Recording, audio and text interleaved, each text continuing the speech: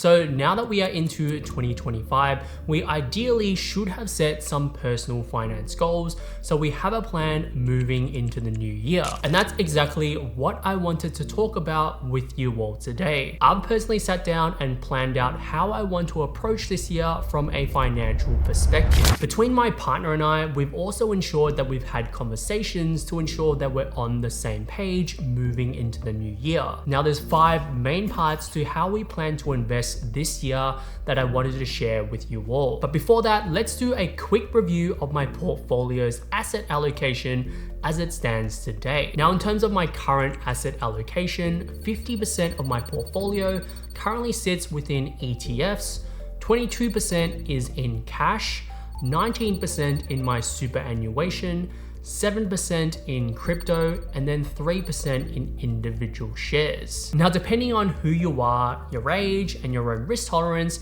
your asset allocation is most likely very different to mine, and how you plan to invest is most likely also very different to what I'll be sharing today. And that's okay, because personal finance is personal for a reason. And if you're not sure what your risk tolerance is, Vanguard actually has a questionnaire that is comprised of 11 different questions that can give you a good sense of what your risk tolerance is. I'll leave a link to that down below so you can check it out. So the first part of my plan is to continue maintaining a strong position in my ETF portfolio. ETFs have always made up the bulk of my portfolio, and for good reason. ETFs are low cost and also give you great broad market exposure, meaning you're not just betting on one company or one sector. Instead, you're investing in a whole bunch of stocks, like the ASX 300, which is comprised of the 300 largest companies in Australia. So think of your big 4 banks and your big mining companies. Now, yes, there is always the possibility of the value of those ETFs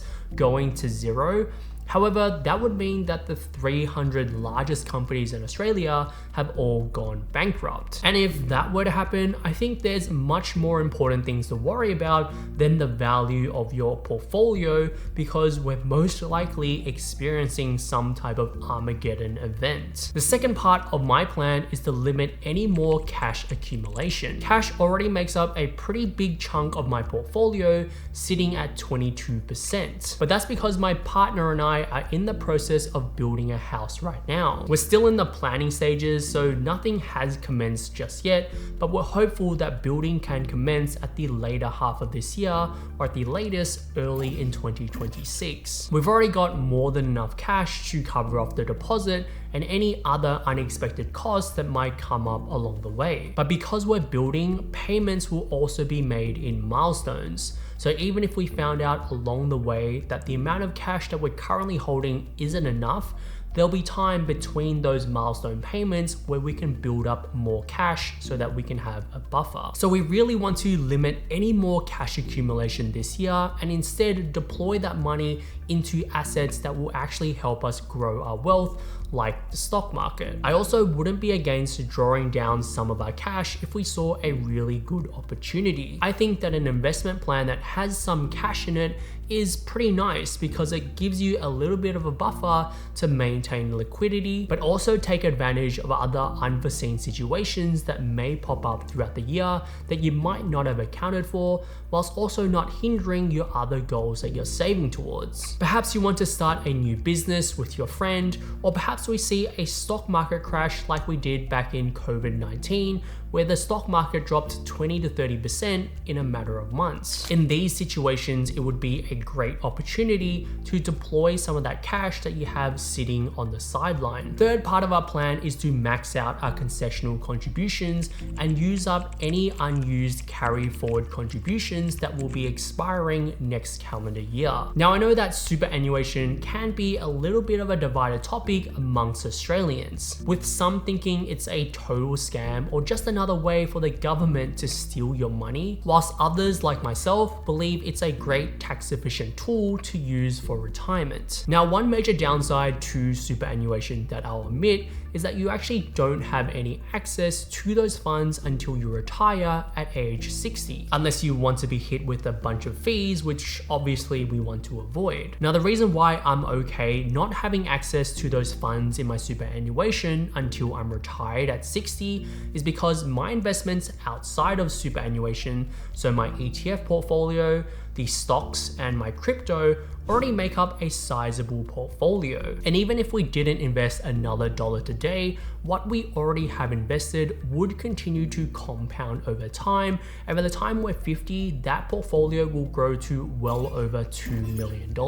Now, my partner and I both have aspirations to retire early and would ideally both want to be retired by the time we're 50. If we're not retired by then, at the very minimum, we wouldn't be in our current 9-to-5 jobs and we'll have transitioned to something a little bit less stressful and only working part-time. We would then essentially draw down on our investment portfolio to essentially tie us over the line until we have access to our superannuation when we hit 60. Now, there's two main advantages that I see with investing through your superannuation versus outside via a traditional brokerage account. The first main advantage with superannuation is that it's taxed at a lower rate compared to your own marginal tax rate. Up to the concessional limit each year, which is currently $30,000, any contributions that you make each year will only be taxed at 15% versus your own marginal tax rate, which could be as high as 45%. So as an example, let's take Bob, who currently earns $240,000 per year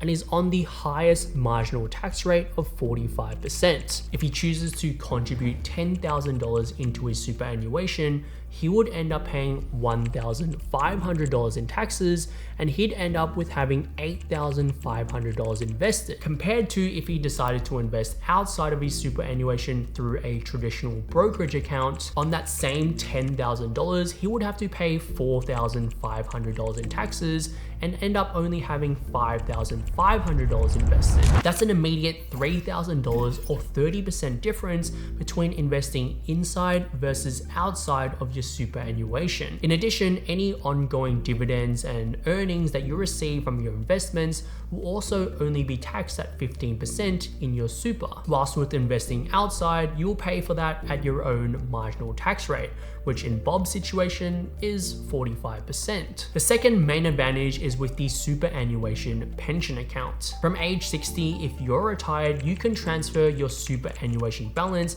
into your pension account. In this account, any earnings on your investments, whether it's dividends, income, or capital gains, are completely tax-free. This is compared to if you had investments outside of super, which you would still need to pay any capital gains tax on at your own marginal tax rate. The pension account is currently capped at $1.9 million, but is indexed to inflation. So that cap will continue to grow, and by the time my partner and I will have access to it, it'll most likely be $2 to $3 million.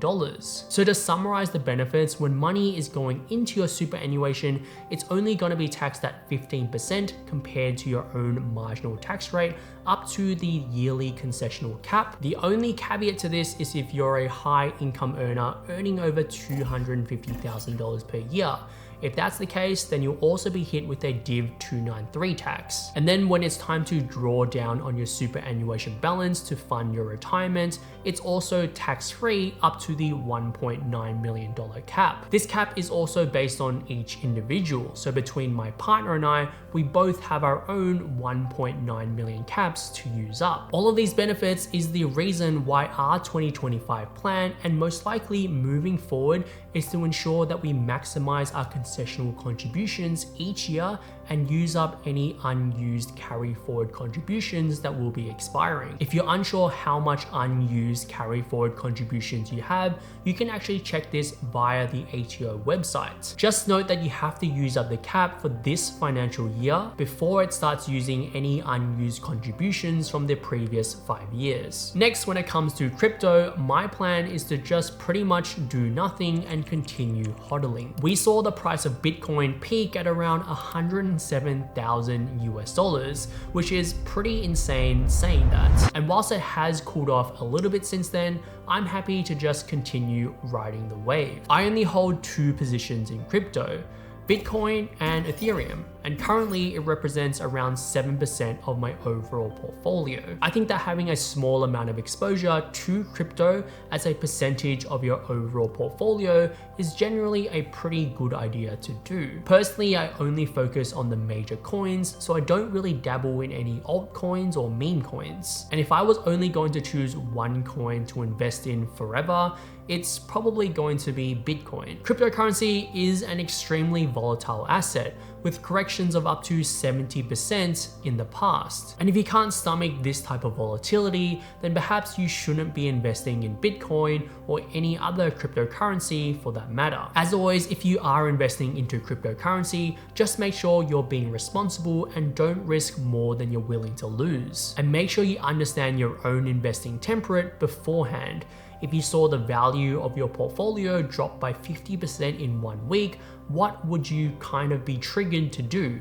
Would you want to sell your portfolio, or would you be happy to continue holding? The last part of my plan is to really consolidate some of my individual stock holdings. Whilst individual stocks only make up 3% of my entire portfolio, I've found that I just haven't had time to keep up to date with what's been happening with all the companies that I own. So I plan on consolidate some of my holdings and sell off some of the ones that I kind of just bought on a whim because they were super hyped at the time. And hopefully I can also resist the temptation of the shiny object syndrome. A few of the stocks that I've picked up over the years were really due to the hype that was surrounding them in the news at the time. And I really hopefully want to avoid this moving forward. All of the individual stocks that I do own are US tech stocks, which I do already get exposure to through the ETFs that I do own. So it's not like I still won't have exposure to these companies, which I think is another benefit of investing into ETFs. Because of the broad exposure that you get,